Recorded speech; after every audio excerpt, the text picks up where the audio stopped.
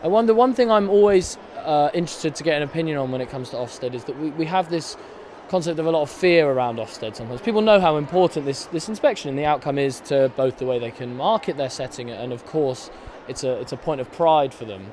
I wonder how we can do more to help to kind of make it a chance to be excited, to show off what you do rather than more of a daunting experience, and whether we've kind of taken some steps now to do that.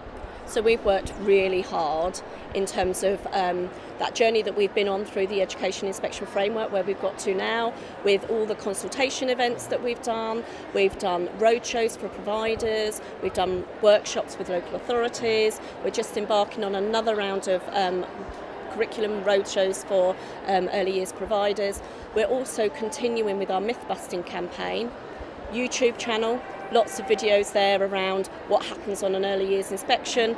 Don't do anything different because you think we want to see it. Do what you would usually do.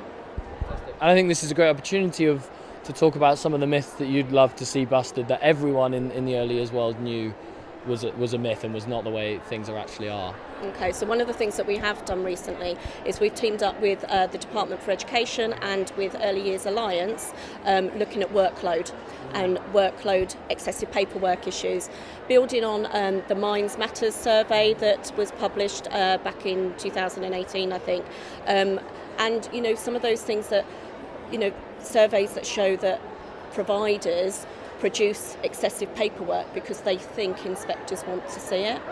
And that's where we're kind of really generating some of that myth busting, because actually don't focus on paperwork, don't produce paperwork for us. There is no requirement to take that folder off the shelf that's got Ofsted written down the spine when the inspector calls.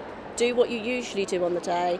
Focus on the communication and interaction with children, and don't do anything because you think we want to see it. So that's really good to hear. I'm also interested in whether part of that is meaning that I know I've certainly heard on the grapevine that some of the inspections are a little bit, not less formal, but more dialogue based, more deep observation of what's going on, and much less time spent in the office looking through that paperwork. Is that something you're trying to... Yeah, absolutely. Inspectors will spend the majority of their time on inspection, direct observations of what's happening in practice, in discussions with children, staff, parents. Ultimately that's the best way of finding out what it's like to be a child in this place.